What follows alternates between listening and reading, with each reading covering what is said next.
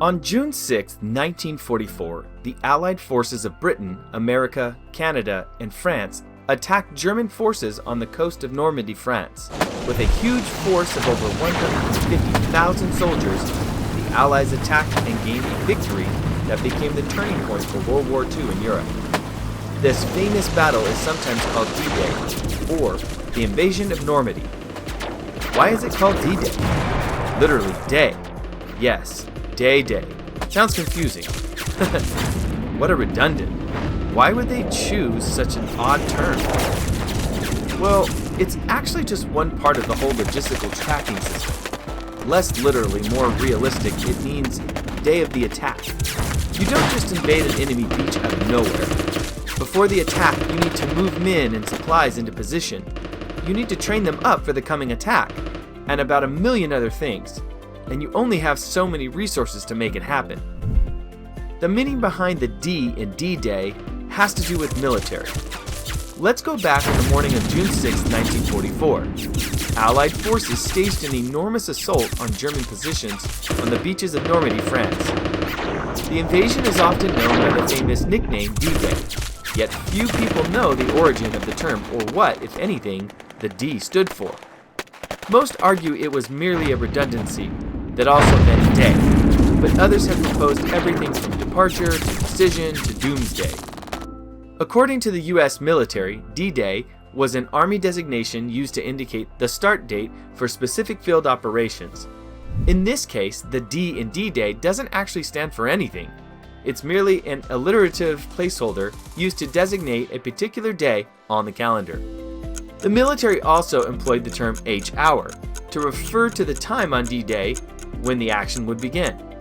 This shorthand helped prevent actual mission dates from falling into enemy hands, but it also proved handy when the start date for an attack was still undecided.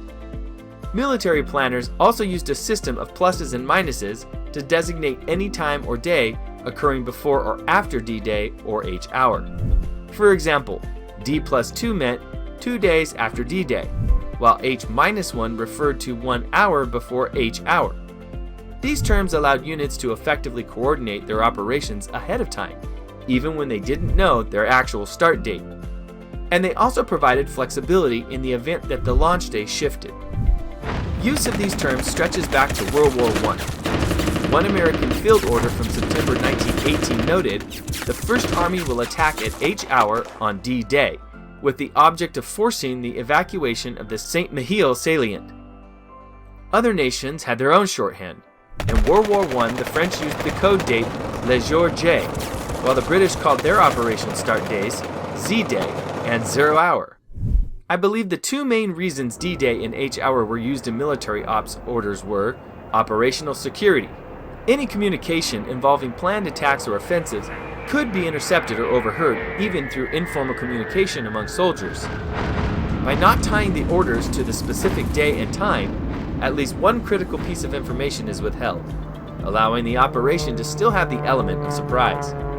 Orders may first be transmitted to all ground troops without the timing details, with D and H to only be filled in later order just before it actually occurs, with enough leeway to have orders propagate through all the troops that will need to know it. And yes, in any offensive, a surprise is important. Possible changing parameters. There are times when a planned order will get changed due to the new information obtained later. For example, when a coordinated attack needs to happen and the other unit had been delayed, or there was a more opportune timing found through intel. To avoid any mistakes in troops memorizing dates and times that are fixed and forgetting to shift accordingly whenever the orders change, for example, do X at January 12, 2020 at 0:30 hours, do Y at J12, 2020 at 2:30 hours, orders are given and memorized in terms of do X at D-Day, H hour, do Y at D-Day, H+2 hours. That way, even if the actual D-Day or H hour changes multiple times, there'll be minimal confusion about what the subsequent timings of all the steps in the orders mean. Okay, which of these D's meaning did you think you knew before watching this video? Let me know down in the comments.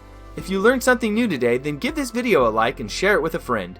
We have cool more videos coming soon for you to check out. You can watch the other video here on the side. and make sure you have subscribed to this channel, and don't forget to hit the notification bell so you will be updated on our new uploads. Remember, light your tomorrow with today. Idea Haven, enjoy!